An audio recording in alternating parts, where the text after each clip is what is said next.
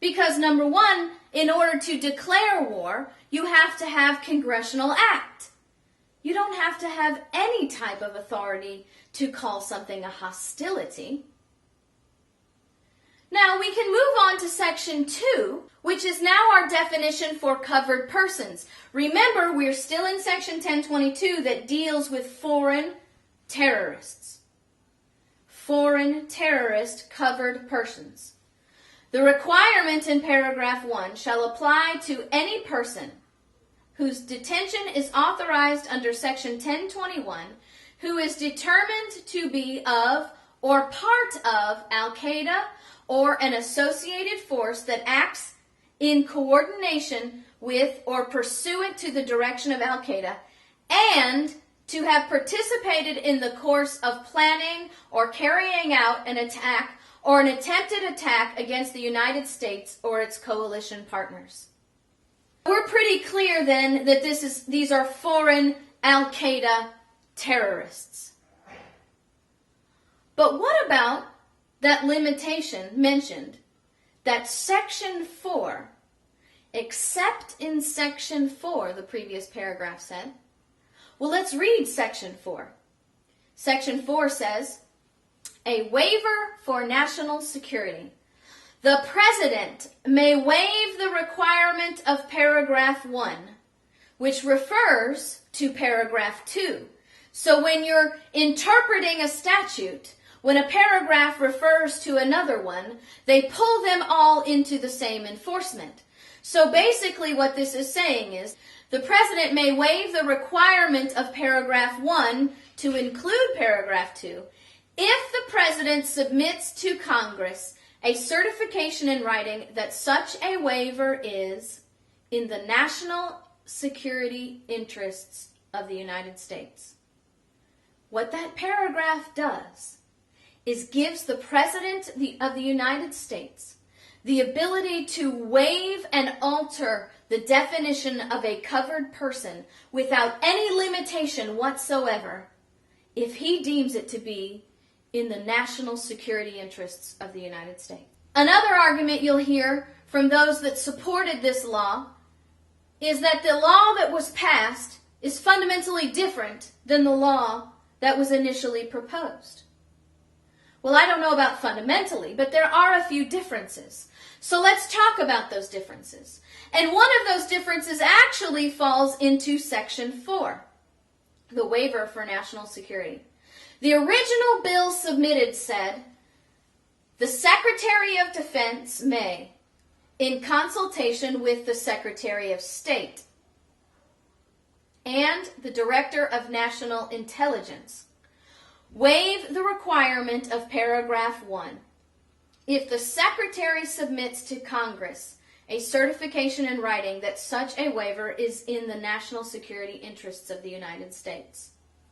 A waiver in the original bill submitted had to be given in consultation of 3 people.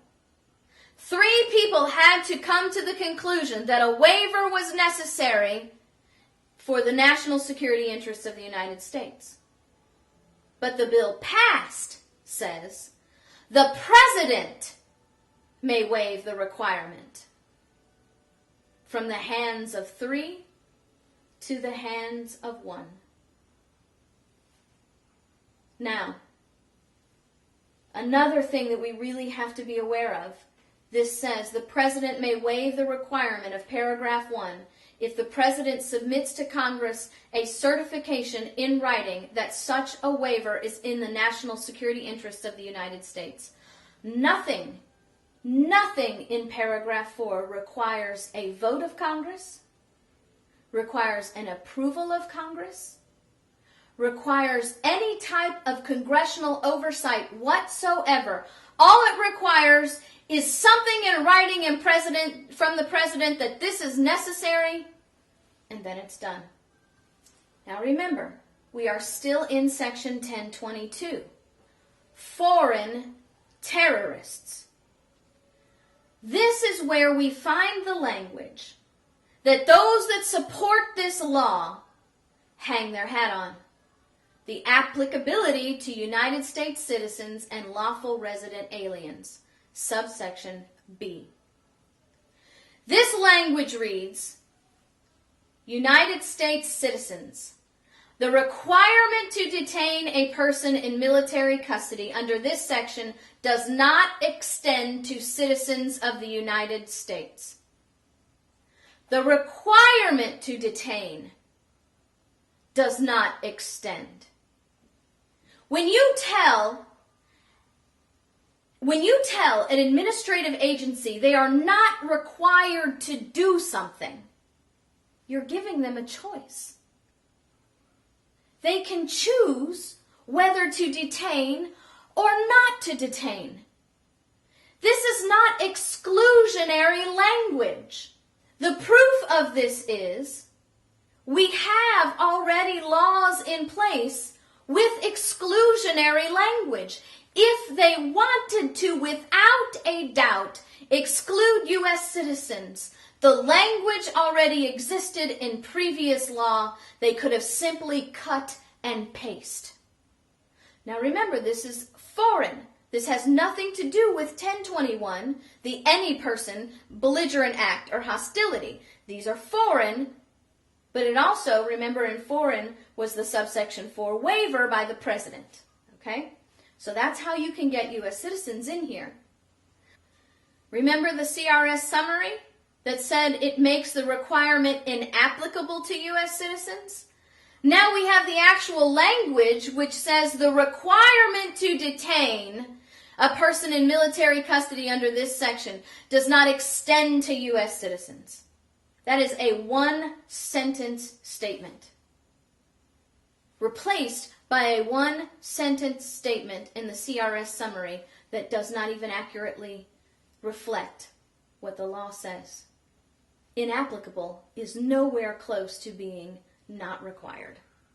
How could they have made this language clear?